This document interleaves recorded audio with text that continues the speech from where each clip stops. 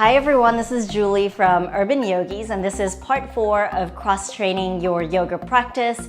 And as promised, we'll be focusing on the backs of the legs today, and in particular, the hamstrings and the glutes.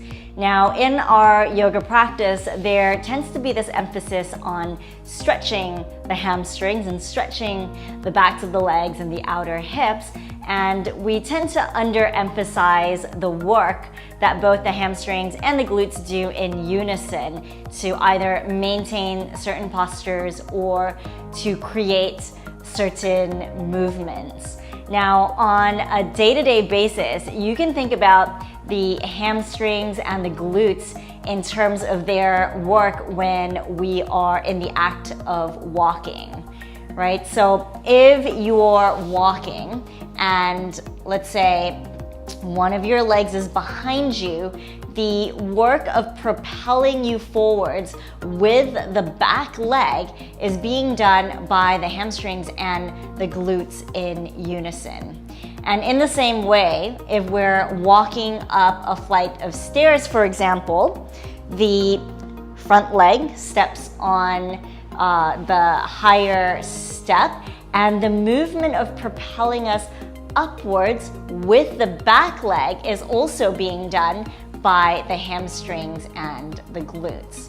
So you can see that in order to be as simple as an efficient walker or an efficient hiker, we've got to be able to bring the backs of the legs to work in unison with the fronts of the legs.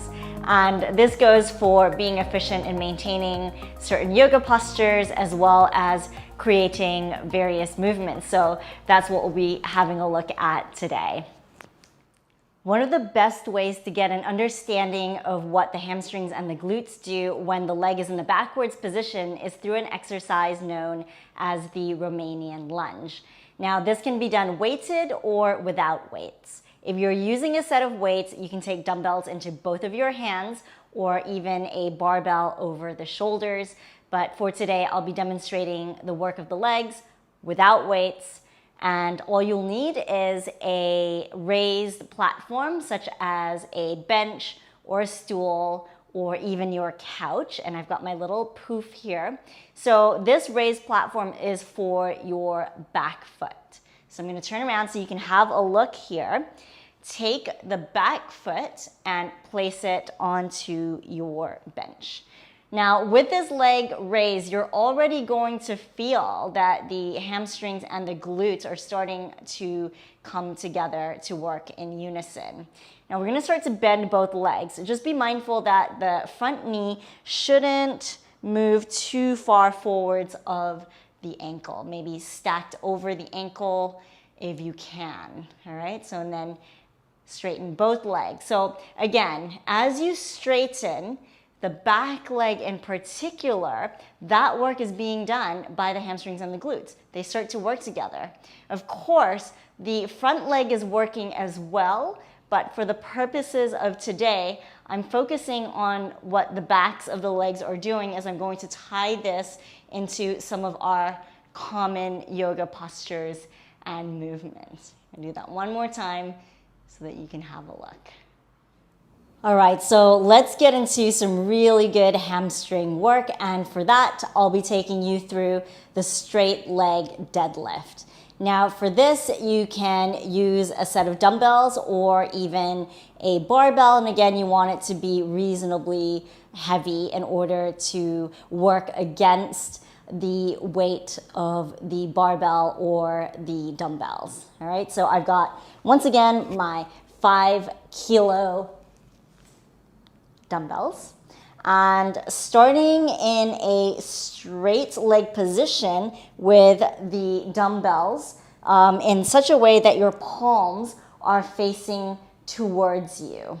All right, the legs are straight, but you're not locking the knees. Yeah, just keep a slight softness behind the knees, and then keeping the legs straight, you're going to start to slowly lower the dumbbells, right? And send the bum back like you're trying to close a door behind you, keeping the back straight.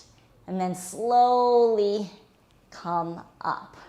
So again, slowly slide the dumbbells down your legs and only come as far as you can, right? Maintaining the integrity of the back of your body. Again, send the bum back like you're trying to close a door and then slowly come back up. So now it's the action of coming up and sending the hips forwards is what is being done by the hamstring. So this movement coming up here. All right, finally, let's have a look at the sumo squat. You'll need a single weight, and again, make sure that it is reasonably heavy so that you can work against the resistance of the weight. You're going to take the weight into your hands in this way, and the feet are wider than your hips with the toes turned outwards. Now, when you sit back, you want to sit low, but also sit back like you're sitting into a chair behind you. And that what allows you to do is to traction the knees over the ankles so that they don't come forwards in this way, right? So protect the knees, sit low, sit back. So again, sit low enough so that the glutes are activated, and usually that's about 90 degrees on the thighs, all right? So again, rising up, work is done by the glutes. You can squeeze them at the top and then come all the way back down, sit low, and then rise. You can slowly lower and then slowly rise. Let's do two more. Slowly lower, slowly rise, squeeze the glutes at the top, and one more. And rise. So now, when we look at some of these classic yoga postures, it becomes pretty clear that when one of the legs is in the backwards position, it is requiring the work of the hamstrings and the glutes, but we might not be aware of that. So if we take a look at this classic lunge, I'm going to have my left leg forwards and my right leg back, right? We're usually aware of what this front leg is doing, but again, less aware about the back leg. So you're gonna think about it in terms of that Romanian lunge, yeah? You're propelling the hip forwards, and that is being done by the hamstrings and the glutes in unison. So you can even like poke around here and just make sure they're working. If they're soft, bring an engagement into them. So all of a sudden, when you find yourself in this lunge position, you are more efficient. You're using the work of backs of the legs, fronts of the legs, working in unison and in a sense conserving energy so that you could stay here with a lot less suffering. So we've taken a look at what happens when one of your legs is a back leg. Now, what happens when both legs are back legs?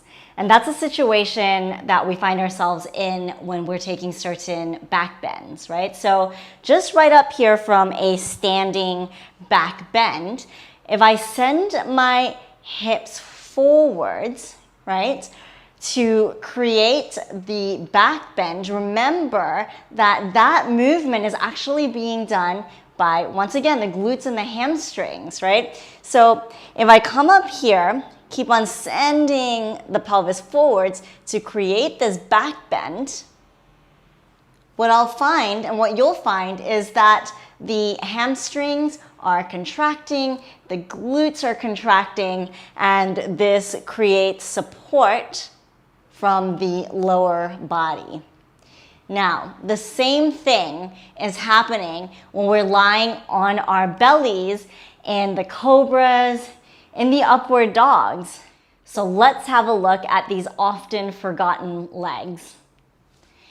Coming down onto the floor, onto your belly once again.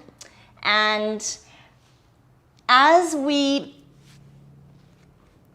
raise ourselves up into this back bend, right? It's as if we are again, sending the pelvis forwards, and these legs are once again becoming back legs. Now, in the absence of the floor below, your pelvis might go right through the floor, right, in the forwards position.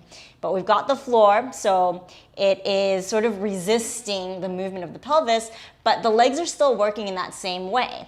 Yeah, so you want to reach the toes as if you're touching the wall behind you, tops of the feet pressing into the mat. In the absence of the floor, the tops of these feet might just move right through the floor in that space, okay?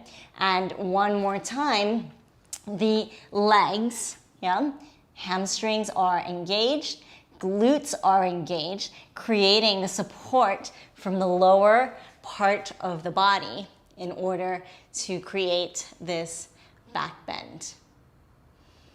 So once again, we are learning how to use the body in a way of balance, right? Oftentimes, we focus a lot on the parts of the body that we are more comfortable using or that we're more aware of. Usually that's the part that we can see in front of us.